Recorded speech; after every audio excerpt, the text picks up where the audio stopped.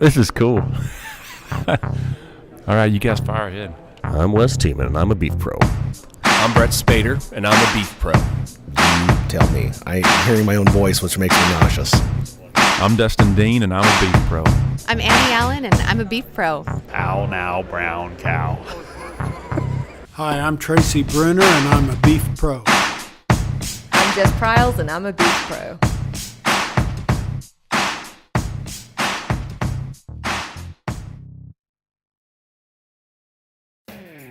Welcome to the Beef Bros Podcast. My name is Garrett Thomas. As always, I'm joined by my good buddy, Ben Spitzer. Hey. Today we've got the opportunity to speak with Jim Johnson from Zoetis. And we just, this guy that we've wanted to have on for quite a while. Again, it seems like we say this all the time, but we've been able to get our A-listers here pretty recently. So, Ben, why don't you take it from here and introduce Jim? Well, I remember when we first started doing the podcast, one of the first people that I knew even listened to it was Jim. And I was walking down the aisle. I think it was here at NCBA, I think. Could have been, or yeah. at San Diego. I was just kind of walking down the aisle, and I walked by the Zoetis booth, and he ran up. I heard the podcast. It's really cool. So you were the first person. I was like, all right, at least somebody listens. So, that'll earn you a spot to sit down with us right there. If you listen, you're good. That's right. Yeah. So Golden. we've only got like 3 other people we got to get, and then we're done. So. But I guess tell us a little bit about kind of your background, your history. I've kind of only known you through these circles, so maybe give us some background. It's kind of small circles in the beef industry a lot of times. Yep. Absolutely. So on the podcast thing, though, I'm kind of a podcaster. I play a lot of fantasy football in the fall and the fantasy football podcast. So, and I searched for a beef one. I searched for a beef podcast, and there just weren't any, and your all's popped up, and I was like, whoa, I know those guys. So that was pretty cool. I tell you, I cannot do fantasy football. Do you do fantasy football? I tried it one year. And see, I would be consumed by it because, I'd be super competitive, and if you're going to do it, you got to try to win. I don't do the daily stuff because I'm afraid I wouldn't have a job anymore. So. Go ahead. So, I just a little history. I went to school at West Virginia University.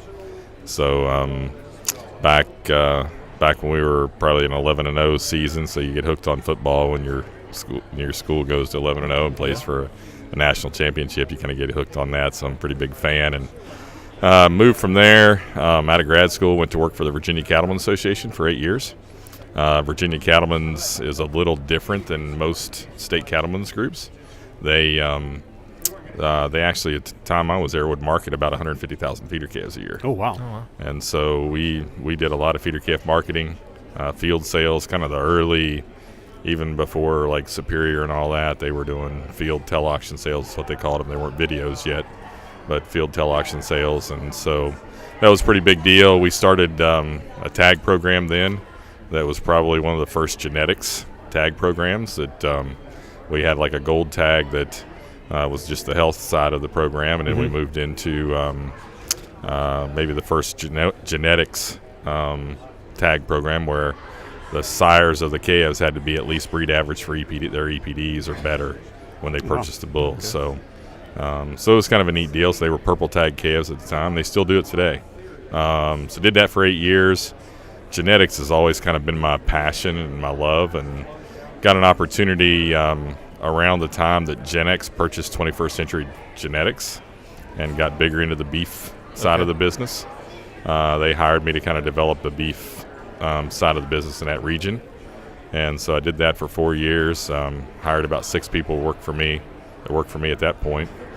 And a headhunter came to me and asked if I was interested in genomics. I said, I don't know. What is that? Can I buy a vowel, please? Yeah, that's right. So I said, well, I'll sure talk to them. Why not? And so they flew me to New Orleans, Louisiana, of all places, and never been there before. And then met with a guy, Cuban guy named Vic Castellan. He was putting together a genomics business for beef cattle. And so startup company, made me a pretty nice offer and gave me a kind of a guaranteed, 3-year type guarantee. And And so we did that and kind of grew that business. I was the first person they hired after they started it, and we've grown it. And 4 years later, Pfizer purchased Bovagen, so we moved over to Pfizer, and then obviously Pfizer spun off their animal health division. It's now Zoetis. So Sure. What was it like? I mean, going through a kind of a merger or a buyout like that. What was that process like? Yeah, it was interesting. Obviously, I wasn't quite as involved in the whole financial transaction. Sure. They didn't catch you in on that. Business. I didn't get any residuals there or anything like that. You had a good guarantee, but not a great one. Yeah, that's right. Yeah, we like you, but we're not gonna. Don't like it that much. So no, it was good. They kept us pretty informed on what was going on, and more so than we would talk with a lot of Pfizer reps. It was a great company, and I think it was a good merger in that. We moved from a very small independent company to a very large company that had lots of other benefits and resources that we really didn't have. The main difference at the time was with a small company, like any other small company, you guys, you make the decisions for your business. Right. You don't have to answer to a lot of people. And an idea, and you think it'll work, you go in and do it. And there was quite a bit more structure to that once you got to Pfizer. It was just more layers and more approvals that had to happen, and so didn't quite move as fast. Right. But that's what happens with most small companies when they move into a bigger one too. Sure. So, but it was a good transaction. It was all good. So, but with that, I mean, there were sure genomics people before me, and there's sure been some after, but at least to this point, I'm the longest tenured genetics salesperson in the country, in the world. It's not a big title, 12 years. But, but it's kind of funny. I mean, it's really amazing in 12 years, just 12 years, where we've come. It really is. I mean, I tell people, they complain about the price now, and I said, listen, guys, when I started, we were selling 2 markers for $120, and now we're selling 50,000 for 75 and stuff like that. So that's amazing. So it's it's just evolved phenomenally in the last 12 years. Well, I know I've had people ask about this, and maybe you can shed a little bit of light, but what was with Zoetis splitting off, what was the purpose behind that? I'm sure there's good reason. Maybe you can shed a little light on that. Yeah, that's a really good question. There were obvious financial reasons with Pfizer why they spun it off. And what I would say would probably be a lot of hearsay and things, because obviously they didn't include me in on that decision either. But it's a good thing. I mean, we were obviously a very small subsidiary of Pfizer, the human health company. I think we were like 6% of their business or something like that. So while it's significant to us, right, it was it wasn't a huge significant portion of Pfizer. Right. Now, Zoetis today is like a $5 billion company, so you can imagine the size that Pfizer was at the time. So that's amazing. So it was different. We a little bit like the small company mentality. We have a little bit more control over our own destiny now than we may have had while we were under Pfizer, which is nice. Sure. We're publicly traded, so you guys are welcome to go buy stock. You have to have money to do that, right? Yeah, well, I can't tell you where it's going up or down. As long as they got you, it's going up. And genetics is probably the portion of Zoetis like Pfizer Animal Health was of the Pfizer company. So what I do probably doesn't affect stock price very much. Well, and we touched on the progress that we've made. And just maybe talk a little bit about the value of genomics. And you bet, yeah. So, like I said, we started out with 2 markers to where we just had kind of marbling and tenderness markers that only explained 10% of the genetic variation for those traits, and that moved into multi-marker panels, which would have been panels of markers in the hundreds that still only explain a small 20% or something like that as genetic variation.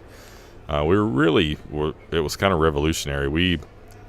when we moved into Pfizer, the 50K platform had kind of started coming out, and it was relatively expensive at the time, and like the chips were even like $100 or something. It was pretty expensive to even run the chips, and so we were trying to develop from the 50K chip one of those small 100, 200 multi-marker type panels, and it was almost like a race to the finish line. So us and our competitors were both looking at those types of things for Angus cattle, and the head of global genetics at the time, a guy named Nigel Evans, which was actually the person who was responsible for bringing in genetics into Pfizer. He was in that transition team.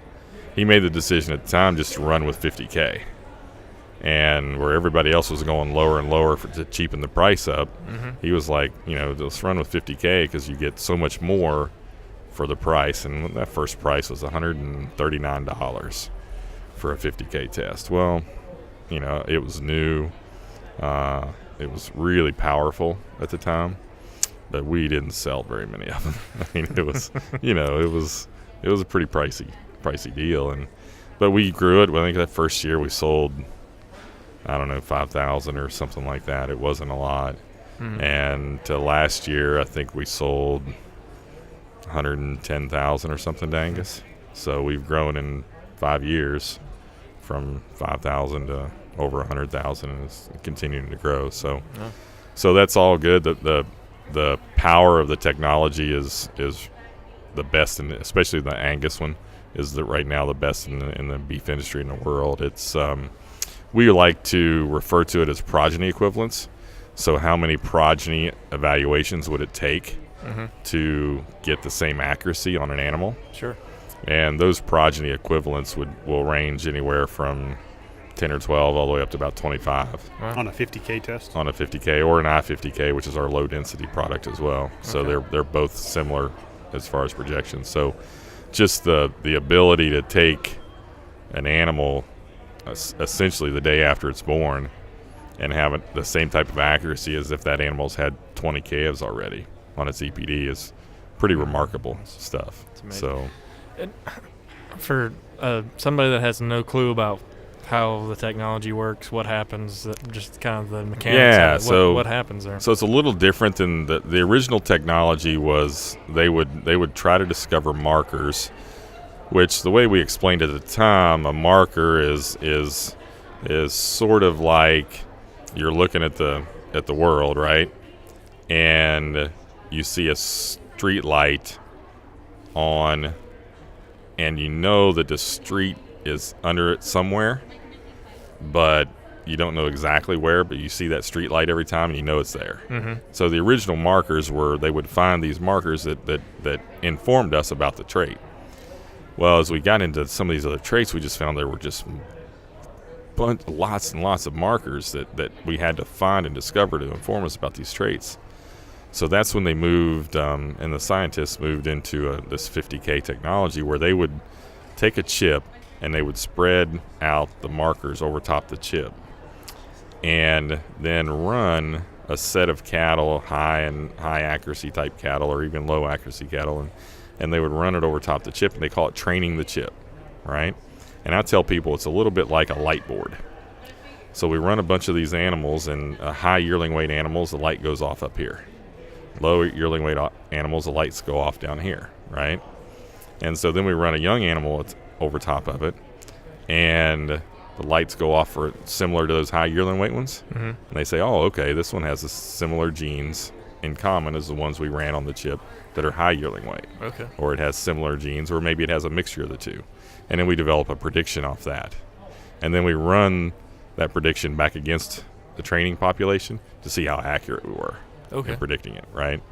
And so we'll that's what we call today the correlated trait method. So we correlate the chips back to the EPDs that they were essentially developed from, or phenotypes they were developed from. So that's pretty interesting stuff, and that's how we get the accuracies and the progeny equivalence. So that's basically how it works. That brings up a question. I know several breed associations. Some of the smaller ones are coming along a little bit more with genetically enhanced EPDs. How challenging is it for a small breed association to have that without a big training population? How does it take longer for those those genetically enhanced EPDs to mean more until that population gets built up? Is that the way? Yeah, that's how it started out, even with Angus. Right. That has over. Just takes time to get to a critical mass. Yeah, it takes more and more testing of the members, and the more testing of the members, and they'll retrain it on a greater population. It becomes more accurate. So yeah, as you feed that chip, it becomes more accurate. Now, the technology a lot of them are moving into now and is single step, and it's a little difficult to explain, but it's sort of a marker relationship matrix type deal, where you don't have to correlate the traits. You look at the markers and how their relationship to the other markers, and they do a prediction off of that. And so single step can be run weekly, daily, as information flows into it, it becomes more accurate, and it just goes in and compiles and gives you a prediction based on that. So with the single step, you don't have to rely as much on a training population? That's correct. You don't have to rely as much on a training population. You still have to have key individuals within the population. High accuracy from the population? Yep. Key individuals in the population to help inform the single step method, but you don't have to have the mass of training population that you have to have with the correlated trait one. So interesting. Yeah. Now the really cool stuff's when we start moving into the commercial side of the business. Yep, that's what I was going to ask you. I know we've kind of what are some of the not without giving away the trade secrets, but what's the direction of the genetics business? Yeah, it's pretty exciting, I think, at this point. We have a product called GeneMax Advantage. And GeneMax Advantage is essentially a 50K test for a commercial animal. And those same accuracies and progeny equivalents that I told you about for purebred animals, you can have that same information on a commercial heifer. And I get pretty excited about that, because traditionally, I don't know, you guys may be more sophisticated than me, but traditionally, probably not. No, I would say definitely not. I've been around you. I was fishing that one a little bit. But the traditionally, and you guys I know have picked commercial replacement heifers in the past. I mean, how do you do it? You walk out in the pen and you say, that one looks like a nice one, that one looks like a nice one. Maybe I know that one's mother, right? Right. Depends on how big a place you have, but you're really picking on age and weight as much as anything. And you have no idea what the genetic potential of those heifers are within reason, especially on an individual basis. And we can now take this GeneMax Advantage test and provide all the traits that we provide a purebred breeder, really, and compile those into indexes. And so it's phenomenal that we can provide a commercial producer, heifer pregnancy, mature size, milk, carcass traits, dry matter intake. I mean, all that's just, now they have this tool that they can use to select replacement heifers. And we've got some of the early adopters of this GeneMax Advantage are starting to feed some of those 2 and 3 generation calves now. And the feeding data is just the level of improvement they made in the last 2 or 3 years is just phenomenal. And so, and it stands to reason. I mean, you think about, the analogy I give is a little bit like golfers, right? If I walked into this population here and I go to pick out a golfer, I might pick the right one, I might not. Yeah. But if I ask the population of golfers what their handicap is, I'll probably do a better job of picking. I am better than Ben at golf, so. Are you? You've never seen me play golf. That's true, but I feel confident. I haven't played golf in about 15 years, so I'm pretty sure. I'm not very good, so you probably wouldn't pick me. So, but I'd be better than somebody who's never played before, more than likely. And so that's the analogy that I give is it's a little similar to that in that the person who picks the golfers with a decent handicap is probably going to win the game. rather than just the random guy that picks people out of the crowd and asks them if they can play golf. No. What as this technology and advancements are made, there's always the early adopters to these things. And you're always wanting there to be more and more early adopters to this technology. What would you say, trying to sell somebody on some of this new technology? What are some of the benefits on being on the front edge of some of these things? Yeah, it's a really good question. And the other interesting thing is throughout this career in genomics, which is a really new technology, and it has been, I've learned that most people think the early adopters are the younger people that have, they're more used to technology. Mm-hmm. And I tell them it's not true. I said, if you're an early adopter, whether you're 80 or you're 18. It really is a personality trait as much as anything. And so it's fascinating to see which ones are actually the early adopters and which ones aren't. But another analogy I give, and it's kind of funny, Bob Weber, Dr. Bob Weber at K-State, I don't know if you guys have had him on your podcast or not yet. Not yet. He's on the list. But Dr. Weber put out a slide for a Simmental meeting I was at, and he said in that slide, by his calculations, that if you select bulls using genomic enhanced EPDs over just EPDs, you'll make genetic progress 56% faster than just EPDs alone, right? So I thought about that for a while, and it's a little bit, I thought, how do I explain 56% faster, right? And so I thought about it, and I saw this analogy. Up at this analogy, I said, if Ben and Garrett were going to run a race, and Garrett runs 56% faster than Ben, who's going to win the race? I am. Garrett's probably going to win the race, right? 56% faster. That's kind of that's a good number. We've never had a race. You're better at golf. You're faster than me. You beat me to the marriage thing. You got me there. You got married first. It's 56% faster there. We'll see when it comes to kids. But the other side of that that kind of answers your question, is if you guys keep running, and as long as you run 56% faster than Ben, he will never catch you. He will never catch you, right? Now, even if Ben starts running at the same speed as you, so maybe he decides to jump in the genomic enhanced EPD field, right? Even if he starts running at the same speed, and you keep running at the same speed, he'll still never catch you.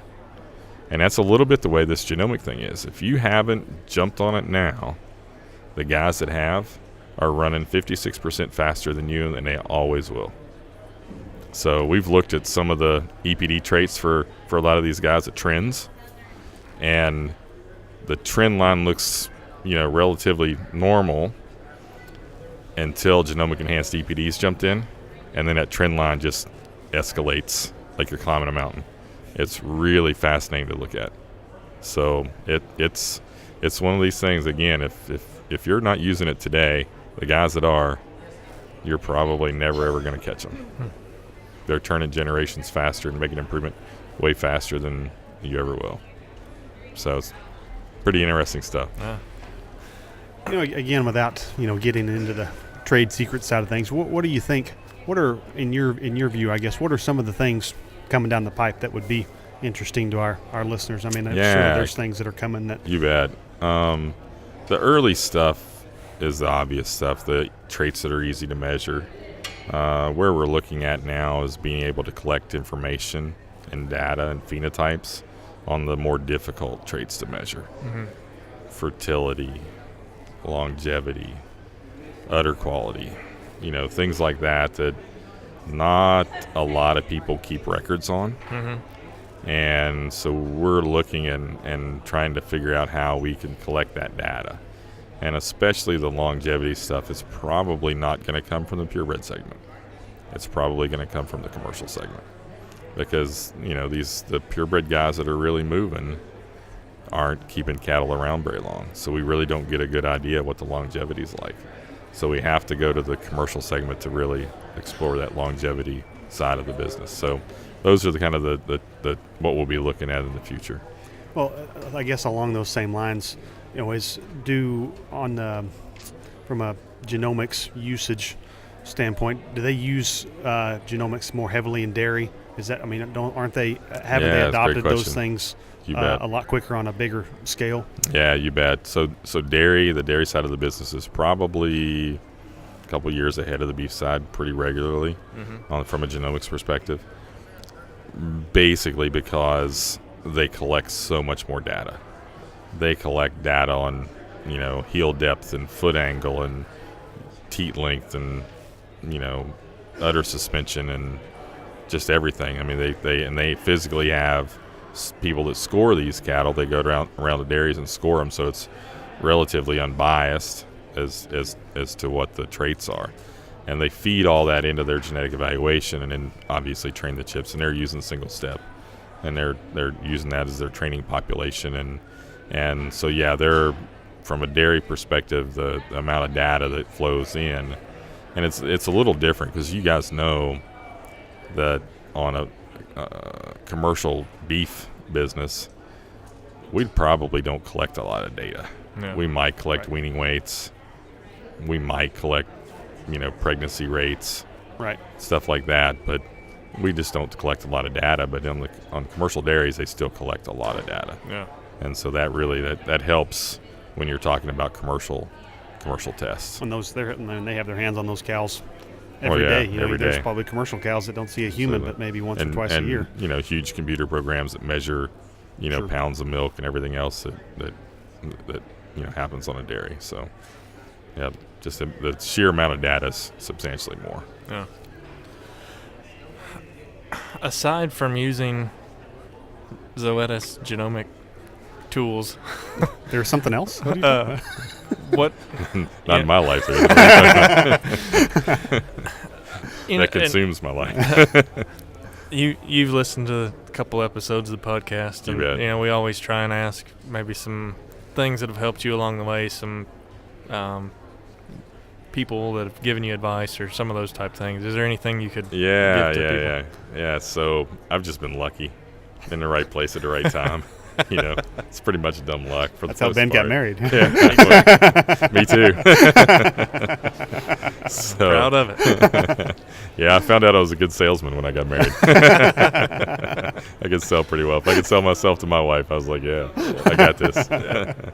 So, the first bit of advice, my former boss at Virginia Cattlemen's, I was pretty young, right out of college, and fairly confident. And so it's funny how that works. Yeah. And so he I'll never forget, I was upset about something. I can't remember, somebody had done something just wasn't right, or not the way I would have done it or whatever, and he looked at me and he said, Jim, he said, if you let the crap get to you, it'll get all over you.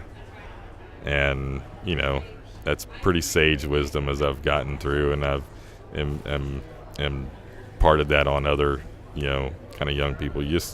Sometimes you just can't let that stuff get to you, and you just get wound up, and it gets all over you, and then you can't get away from it. And so there's just things you just kind of got to roll with the punches, and that's probably the first bit of wisdom that I remember anyway.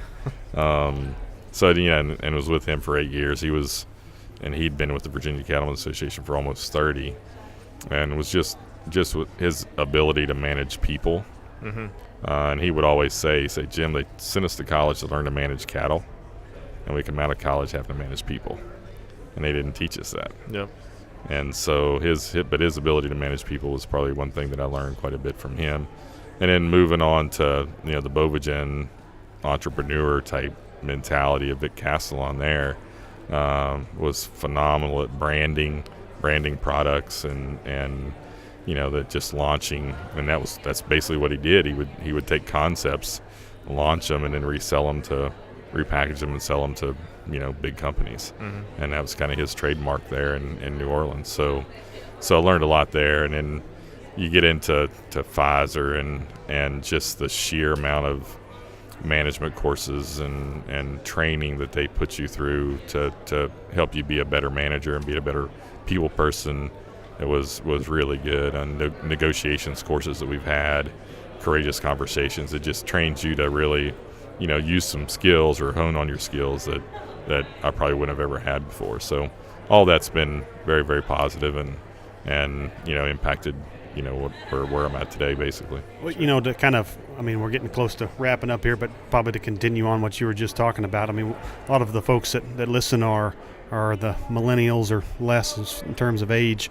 Those folks getting out of school, trying to get involved in the ag industry, trying to find a job, find their niche. What would you suggest? It was, Ben and I've had separate experiences, but we definitely started at the bottom rung and tried to work our way up the best we could. What would you give advice to those that are trying to find their way or trying to get their niche? Yeah, and get started? You bet. It's a good question. We of course hire a lot of interns in the summertime, and I get to work with some of those kids, and you really kind of just guys, the great thing about farm and ag kids is a lot of work ethic, common sense, and thankfully a lot of other industries haven't figured that out, right? Because they take a lot of them, and some of them have. Some of them have for sure, but just hard work, and you guys both know that. Networking is always valuable. It's a lot of times about who you know as much as what you know. Yeah. So hard work, networking, places like this, if you can get to a national cattlemen's and meet people and kind of get your name out there is always positive.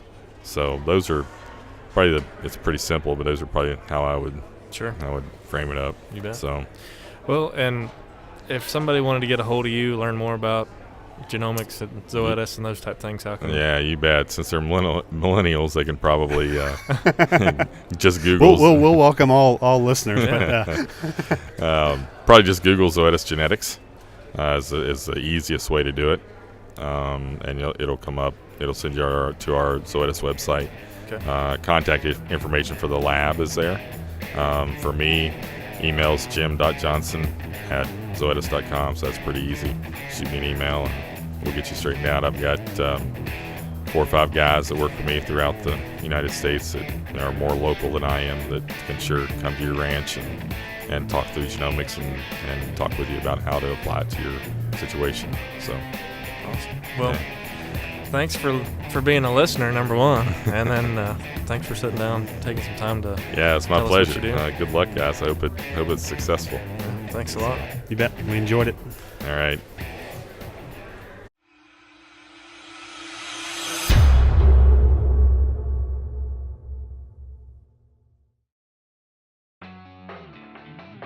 Hey friends, thanks for listening to this episode of the Beef Pros Podcast.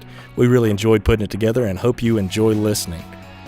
We would love to have you stop by iTunes or Stitcher and give us a review.